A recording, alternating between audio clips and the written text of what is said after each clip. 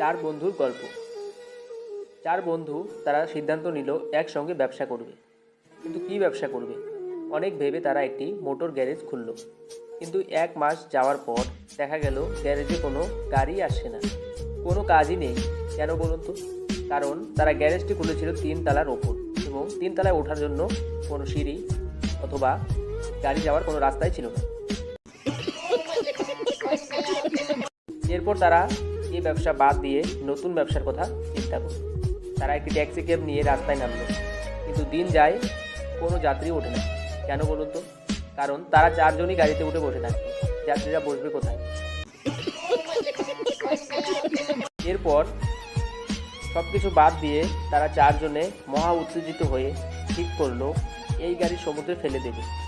গাড়ি নিয়ে যাওয়া হলো সমুদ্রের পাড়ে। গাড়ি ঠেলছে কিন্তু কিছুতেই ফেলতে পারছে না।